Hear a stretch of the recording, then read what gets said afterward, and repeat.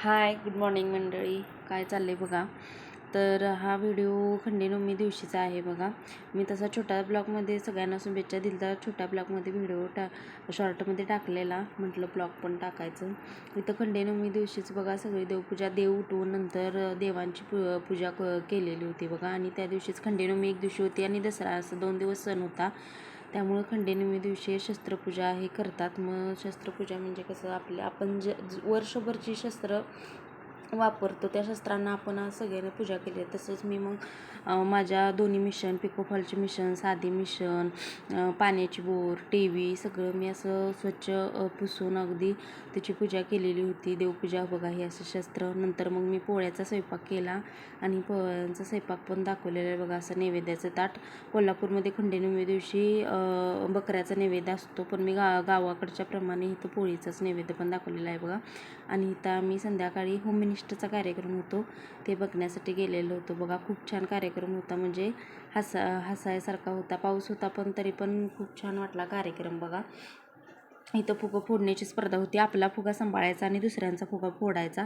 अतिशय छान, म्हणजे आम्हाला माहीत नव्हतं. आम्ही संध्याकाळी 10 वाजता गरबा बघायला चाललेलो तेवढ्यात आम्हाला दिसलं म्हणून मग आम्ही थांबून बघितलं. तर छान होता बघा. आता महिलांसाठी खूप छान छान कार्यक्रम काढतायत ते. महिलांना काहीतरी बाहेर येण्यासाठी प्रोत्साहन मिळते बघा. तर हा बघा एक कोजागिरी पौर्णिमे दिवशीचा व्हिडिओ आहे. आम्ही गांधीनगरला चाललेलो होतो. दसरा झाल्या कसं मला पिकोफॉलला साड्या यायला लागलेल्या. मग म्हटलं फॉल एकदम गांधीनगरनं आणायचं म्हणून मी, काकी आणि श्रावणी, काकीच्या नंदनबाई पण होत्या, आम्ही चाललेलो होतो बघा. आम्ही 1-2-3 दुकानं फिरली. स्त्रियांचं कसं माहीतच आहे तुम्हाला, किती दुकानं फिरली तरी एका ठिकाणी काही पसंत पडत नाही. मग नंतर आम्ही काही शॉपिंग केली आणि नंतर मग घरी आलो बघा. हे बघा मग असं केलेलं आहे मी, फक्त छोटी मोठीच. नंतर मग मुलांना कपडे घ्यायसाठी आणि जायचं. गांधीनगरमध्ये खूप गर्दी असते दिवाळीच्या टायमाला. तर हे बघा फॉल मी 1.5 डझन घेतलेला आहे 10 रुपयाच्या आहे ना.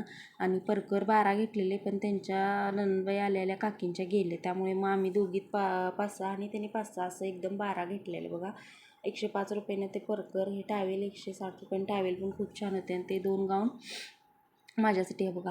हा एक गाऊनचे कलर तुम्हाला कसे वाटले बघा. आणि खूप छान मस्त कॉटनमध्ये असे सिल्क सूत आहे बघा. असे 2 गाऊन मी घेतलेले आहेत. आणि काकींनी हे बघा टावेल 160 रुपयाला एक टावेल, असा टावेल घेतलेला आहे बघा.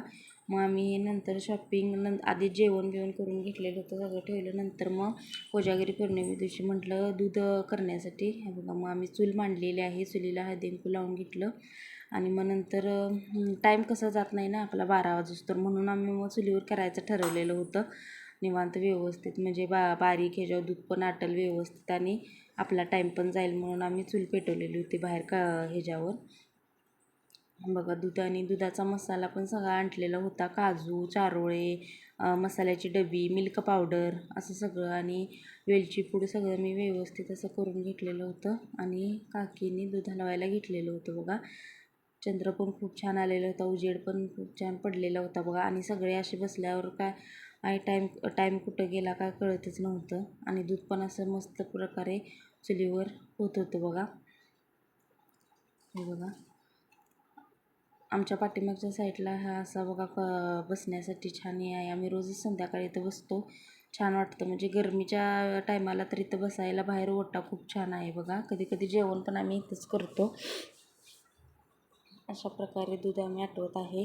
पोरांची काय घालायचे मध्येच एक कागद आणून घाल, काय आणून घाल, गडबड चाललेली होती.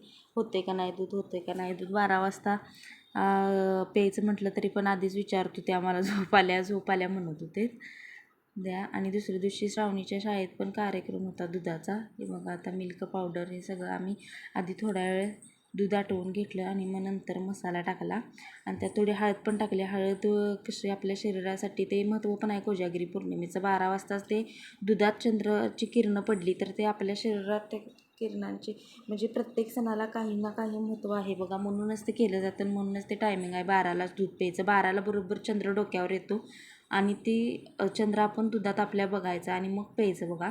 मग आम्ही बाहेरच बसलेलो होतो. मग दूध बघा असं गार झालेलं होतं. मग नंतर आम्ही थोड्या वेळ बसलो गप्पा मारत. बघा आता 12 वाजलेले, 12 काय नाही. बघा हे असं चंद्र आम्ही वाटीत दूध घेतलेलं होतं. आम्ही बाहेरच ठेवलेलं होतं दूध. अशा प्रकारे. आणि चंद्र पण बघा चांगला मोठा आलेला होता. आणि अशा प्रकारे आम्ही कोजागिरी साजरी केली आहे बघा. तुम्हाला कशी वाटली ती नक्की सांगा आणि कसा वाटला ब्लॉग. बाय.